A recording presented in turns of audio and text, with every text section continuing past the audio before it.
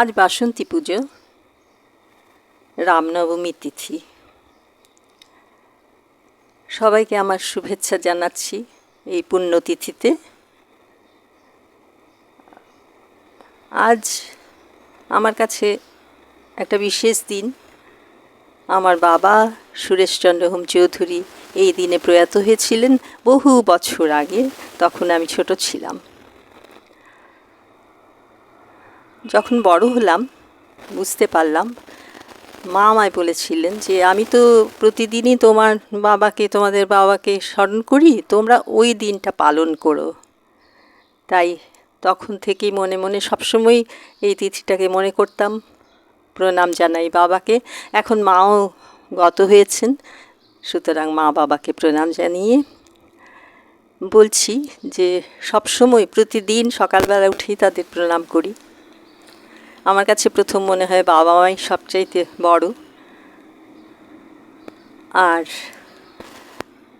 আমি একটু শুরু করব রবীন্দ্রনাথকে দিয়ে, কারণ যে কোনো কাজেই আমি রবীন্দ্রনাথকে প্রথম মনে করি। হে বসন্ত, হে সুন্দর, হায় হায় তোমার করুণা ঘন কালতরে, মিলাইবে এই উৎসব, এই হাসি, এই দেখাশোনা শূন্য নীলাম্বরে। নিকুঞ্জের বর্ণচ্ছটা একদিন বিচ্ছেদ বেলায় ভেসে যাবে বৎসরান্তে, রক্ত সন্ধ্যা স্বপ্নের ভেলায়। বনের মঞ্জির ধ্বনি অবসন্ন হবে নিরালায়, শ্রান্তি ক্লান্তি ভরে।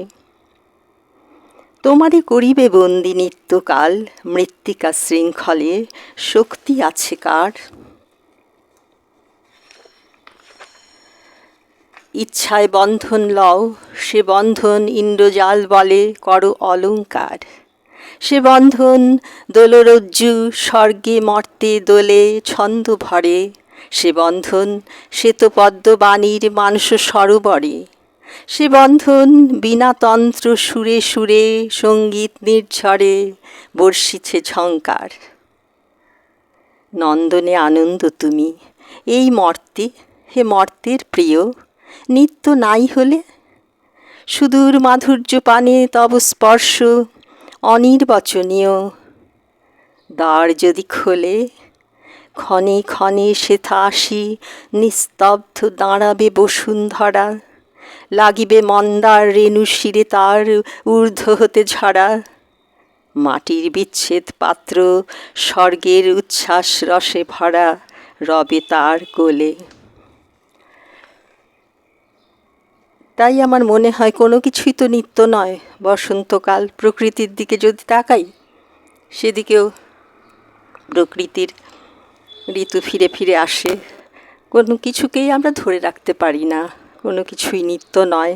সেভাবে আমরা যদি আমাদের জীবনের দিকেও তাকাই, সেই একই কথা বলতে হয় যে আমরা তো কাউকে ধরে রাখতে পারবো না, সকলকেই চলে যেতে হবে। আর ওই যে একটা সত্য, একমাত্র সত্যই হচ্ছে মৃত্যু। আর কি, সেসব কিছুই জানি না, বুঝতেও পারি না। বুঝতে চেষ্টা করলেও এখনো পর্যন্ত বুঝতে পারি না। একটা সংশয় থেকেই যায়। ওই একমাত্র সত্য মৃত্যু, চরম সত্য। তাই ওই একের কাছেই দাঁড়াতে হয় এসে। সবশেষে ওই এক, তিনিও যে কে তাকেও বুঝতে পারি না। নানা রকমে নানাভাবে আমরা দেখতে পাই নানা জন, এবং সেটাই বোধহয় সুন্দর। তাই আবার বলি, প্রতিদিনও আমি হে জীবন স্বামী, দাঁড়াবো তোমারই সম্মুখে। করি জোড়ো কর হে ভুবনেশ্বর, দাঁড়াবো তোমারই সম্মুখে। তোমারও অপার আকাশের তলে, বিজনে বিরলে হে, নম্র হৃদয়ে নয়নের জলে দাঁড়াবো তোমারই সম্মুখে। তোমার বিচিত্র এ ভব সংসারে কর্ম পারা পারে হে, নিখিল জগত জনের মাঝারে দাঁড়াবো তোমারই সম্মুখে। তোমারও এ ভবে মোর কাজ যাবে সমাপন হবে হে, ওগো রাজরাজ একাকী নীরবে দাঁড়াবো তোমারই সম্মুখে। এখন আমি প্রতিবারই হয়তো বলি, একটা কথাই বলি যে আমি যেহেতু বাবাকে বেশি দিন পাইনি, তো যে কটা দিন পেয়েছিলাম তার মধ্যে একটা কবিতাই বাবার কাছ থেকে শিখেছিলাম। একটু চেষ্টা করব, ভুল হয়তো হতে পারে কটা লাইন বলার।